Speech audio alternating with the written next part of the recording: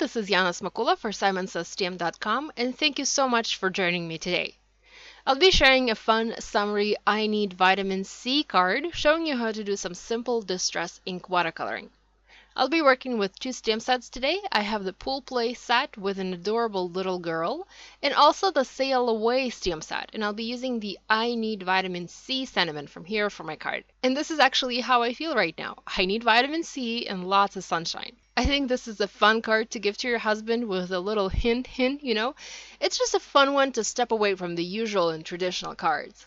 And by the way, Simon has this little girl, Abby, dressed for several seasons. There's another winter set where she has her winter coat on and her boots, and a spring set, again, with this little girl and an umbrella. So it's kind of fun to see these girls dressed for different seasons, and I think it would be fun to have all three of them on a card. I'll have to do that someday. Anyhow, I'm going to be heat embossing the little girl, watercoloring her, and die cutting her out for my card. The reason I'm going with watercolor here because for me, it's much easier and also a lot faster to watercolor people than to color people with alcohol markers or pencils. Watercolor is very forgiving and you don't need to be an expert to have great results. You do need good paper though. I'm using Arches cold pressed watercolor paper. It's very high quality paper. It literally does the work for you, and I'm heat embossing the top part of this little girl onto my paper. I'm only embossing a top part because I only need a top part of her for this project. I actually have another idea to heat emboss just the bottom part of this image. She's wearing flip-flops there, and I want to use Simon's Life is Better in Flip-Flop sentiment. I think that would also make a great card. I'm using antique gold embossing powder today. I used to heat emboss a lot in white, but I have found I prefer to heat emboss in gold or like an antique gold or rose gold. Anyhow, not in white when I'm heat embossing people. And that makes it easier to color hair. I generally struggle with coloring hair, but when my images are heat embossed in gold or in a color that is close to gold, coloring hair becomes very easy. I don't know why, but I'm happy it is. I'm going to be using my Distress inks to watercolor this little lady today, and I have a piece of clear plastic acetate stored with my inks, and I use it when I'm coloring with Distress. So I just press the ink pad onto the acetate, squeeze some ink onto it, and color. I'm using a large paintbrush and first adding clear water to my image. I'm going to color her skin first, and I'm adding water to help the pigment move on the paper and also to soften the colors. Next, I'm using a water brush to pick up the ink from the acetate and color the image. I'm using scattered straw ink to color her skin. It looks a little yellow at first. It will become lighter once it's dry. And like I said, this girl really needs some of that vitamin C and some of that sunshine. I'm going to use a very light blue tumbled glass ink to color her swimsuit.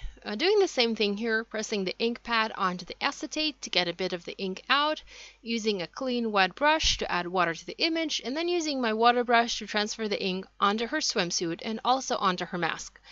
I did not wet the mask, and you can see that the same ink is a bit darker there. For her hair, I'm going to use Gathered Twigs Brown Distress ink, and she's going to be a brunette here. I'm not adding water this time. I'm going directly to the paper with the ink, laying the base color, and I will later come in and add some shadows to make it look a bit more realistic. Usually I like to color with my watercolors, but today I wanted to show you that you can watercolor using your Distress inks too. I can also sometimes mix my watercolor paints and my Distress inks. I can use a few colors from the watercolor set. I usually color with the Karatake Gansai Tambi and throw in one or two Distress ink colors, especially the peacock feathers. I really love that color and I don't have anything similar like that in my traditional watercolors. So I'm going to go ahead and die cut this cutie out using a matching die. I was planning to trim this a bit and not have the ring at the bottom, but decided to keep it there after all. I'm also going to go ahead and die cut a panel for my card using that same Arches cold pressed watercolor paper. I'm using my stitched rectangle die. This is the second largest one, and trimming a small panel out. I'm going to heat emboss a sentiment here and also do some ink smooshing to create an illusion of water. I'm going to use my anti-static powder tool, prep the paper, and stamp the sentiment in clear sticky ink onto the panel.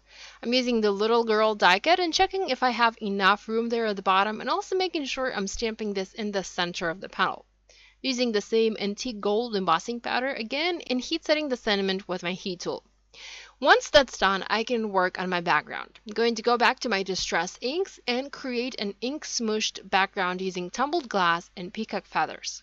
I have a larger piece of clear acetate here, and I'm going to press the tumbled glass ink pad onto the plastic to get some ink out. spray that with water, and transfer the ink onto the panel.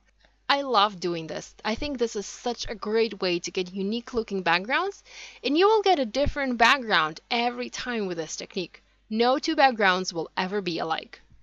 So I'm using my heat tool to dry the ink in between the layers. I've added one layer of tumbled glass and then added another layer.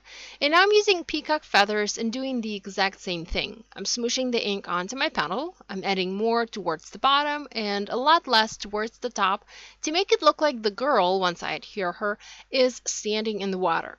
I decided I needed to add a bit more of the lighter color, so I went back to the tumbled glass and smooshed some more of that in the middle of my panel, right over and below the sentiment. So I did say I decided to keep the girl die kit as is and not trim it, so I'm using the peacock feathers ink again and coloring the ring and also adding some highlights to her mask and just checking if the coloring looks good on top of my fake water background. Now this panel warped quite a lot from all the heat and water, so I need to do something to make it flat again. And what I like to do, actually I saw Christina Warner do something similar, so I like to spritz the paper very lightly, just barely mist it with water, then sandwich it in between my cutting or embossing plates and just send it through my die cutting machine a couple of times. The embossing sandwich will give more pressure, but if you don't have the embossing mat for embossing with dies, you can also use the cutting sandwich. And that really does help to flatten the paper quite a bit. I even like to leave the panel in the machine in between the plates for some time if it warped too much. Like let it sit there for 5 or 10 minutes if I'm working on something else. Now to finish this card, I'm going to foam mount the panel onto a light gray card base. Also foam mount the little girl. I really don't like when things are flat on my cards. I always reach out for foam adhesive squares to add some sort of dimension to my projects. I'm also going to add a few clear droplets from Pretty Pink Posh to imitate air bubbles on the card, and I'm going to adhere these using glossy accents. Usually I like to use multi-matte medium adhesive for this because it dries matte, but I was going to use glossy accents to add gloss to her mask, so I used it to adhere the clear drops as well.